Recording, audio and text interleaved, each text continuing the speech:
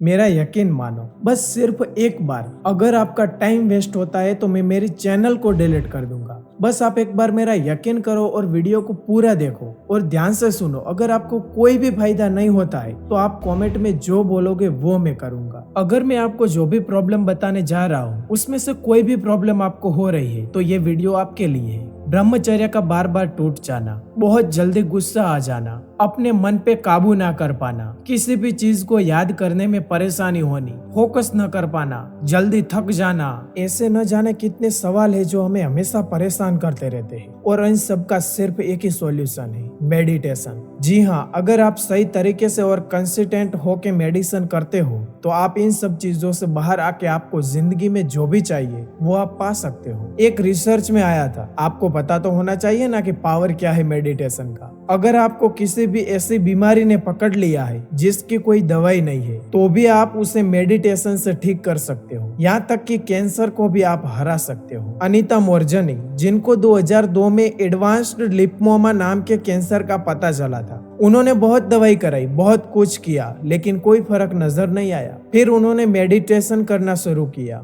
और परिणाम क्या आया, वो पूरी तरह से कैंसर से मुक्त हुई। और उन्होंने एक किताब लिखी जिसमें उन्होंने इसका जिक्र किया है और बुक का नाम है डाइंग टू मी। क्रिस कार को 2003 में स्टेज 4 के कैंसर का पता चला। उनके शरीर में बहुत सारे ट्यूमर पाए गए। डॉक्टर ने हाथ खड़े कर दिए, लेकिन उन्होंने हार नहीं मानी और मेडिटेशन को अपने जीने का जरिया बनाया। और परिणाम क्या मिला, उन्होंने कैंसर के साथ बहुत अच्छी जिंदगी गुजारी और प्रसिद्ध लेखक बने। उन्होंने इस बात का जिक्र अपनी क्रेजी सेक्सी कैंसर नाम की किताब में किया है। इन दोनों को ये परिणाम क्यों मिले, क्योंकि उन्होंने अच्छे से सही तरीके से मेडिटेशन किया था। लेकिन हम क्या करते हैं, ऐसा मेडिटेशन के बारे में कोई भी वीडियो देखते हैं तो हम अंदर से सोचने लगते हैं, अरे अब तो मैं फोड़ दूंगा, अब तो मैं रोज ध्यान करूंगा और मेरी मेमोरी की पावर को बहुत बढ़ा दूंगा। ना जाने कैसी कैसी सोच में डूब जाते हैं। अगर आपको ये सब करना है तो मेरी एक सलाह है, जैसे जी रहे हो वैसे ही जियो। क्योंकि अगर तुम्हारे माइंड में ये सब चल रहा है तो मेडिटेशन आपके लिए नहीं है। देखिए, जो है वो सच है। अगर गुस्सा आ रहा है तो आने दो, लेकिन मैं कोई गलत इन्फॉर्मेशन देके आपका समय बिगड़ना नहीं चाहता हूँ, क्योंकि समय अगर एक बार बीत जाता है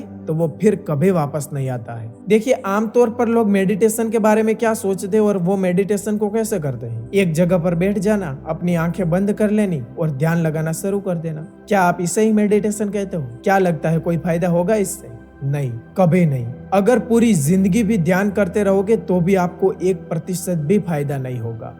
तो फिर क्या है ध्यान करने का सही तरीका? चलिए जानते हैं बारीकी से। सबसे पहले तो जानिए कि आपके दिन का कौन सा वो समय है जब आप पूरी तरह से शांत और रिलैक्स होते हैं। और मेरी राय है सुबह का समय। सुबह आपके साथ साथ हमारा पर्यावरण भी शांत होता है। समय को चुन लिया, अब आपको एक आसन लेना है, उसके ऊपर भगवान का नाम लेके बैठ जाना है। अपनी पीठ को सीधी रखनी है और अपनी दोनों आंखें बंद करके भगवान को कहना है कि हे दुनिया का सर्जन करनार, हे परमात्मा, आप सबके भीतर विराजमान है। आज मैं आपके चरणों में आकर ध्यान करने का संकल्प लेता हूँ। मेरे मन को शुद्ध करे, मेरी आत्मा को जागरूक करे और मुझे आंतरिक शांति प्रदान करे। इस ध्यान के माध्यम से मुझे अपने सच्चे स्वरूप का अनुभव हो और मेरी आत्मा आपके प्रकाश से प्रकाशित हो जाए। हे भगवान, मुझे इस ध्यान के दौरान आपके समीप ले आइए। मुझे शक्ति, स्थिरता और समर्पण का अनुभव कराइए। आपके सानिध्य में मैं अपनी सारी चिंताओं को त्याग कर पूर्ण शांति और आनंद का अनुभव करना चाहता हूँ। मेरे मन, शरीर और आत्मा को शांति और स्थिरता प्रदान करें। ओम शांति शांति शांति। फिर अपने दोनों हाथों को अपने घुटनों पर ले जाना है और अंगूठे को और पहली उंगली को जोड़ना है और धीरे धीरे से रिलैक्स होना है और एक गहरी सांस लेनी है।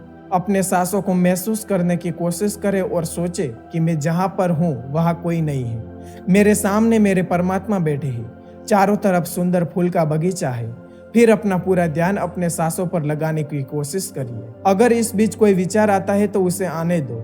अपने माइंड पे उस विचार से हटने के लिए जोर मत डालिए। फिर वो विचार आपके माइंड को जहाँ पे भी लेके जा रहा है जाने दो। फिर अचानक से फिर से अपना ध्यान अपनी सांसों पर लगाने की कोशिश कीजिए और अपना पूरा ध्यान अपने सांसों पर केंद्रित करने की कोशिश कीजिए। शुरुआत में आपको बहुत परेशानी होगी। शुरुआत में आपको सिर्फ 10 से 15 मिनट का ही ध्यान करना है। फिर धीरे धीरे समय को बढ़ाना है और ध्यान को ज्यादा केंद्रित करने की कोशिश करनी है। इस रूटीन को लगातार 1 महीने तक दोहराना है। अब बात करते हैं उनके लिए जो बहुत ही ज्यादा डिस्ट्रैक्ट होते हैं। तो उसके लिए एक रूटीन बता रहा हूँ। सेम यही रूटीन रहेगा, लेकिन उसमें एक चीज ऐड करनी है, मोबाइल। जी हाँ, मोबाइल और ईयरफोन। आपको यूट्यूब पे जाना है और ओम का साउंड शुरू करके ईयरफोन को लगा के उसमें से ऐसा साउंड कोई पकड़ना है जो बहुत ही लो वॉल्यूम पर हो और उस पे आपको ध्यान देने की कोशिश करनी है। फिर धीरे धीरे आपको मोबाइल को छोड़ के सांस पे ध्यान लगाने की कोशिश करनी है। मेरे केस में मोबाइल वाला मेथड ही काम आया था। दोनों मेथड को ट्राई करना है, जिसमें भी आप कंफर्टेबल हो वो करना है। मोबाइल को धीरे धीरे छोड़ने का मतलब है कि आपको शुरुआती 5-10 दिन मोबाइल का यूज करना है, फिर आपको धीरे धीरे मोबाइल की आदत छोड़नी है। अब एक बहुत ही जरूरी बात करते हैं। अगर आप चाहते हो कि एक ऐसा 20 से 30 मिनट का एक वीडियो बनाऊं जिसमें आपको जैसे बोलूंगा वैसे आप करोगे, मीन्स मैं आपको कमांड दूंगा वैसा आप करना, उसके लिए ये मेथड भी काम कर सकता है। अगर चाहते हो तो कमेंट में बताना। जय हिंद, वंदे मातरम।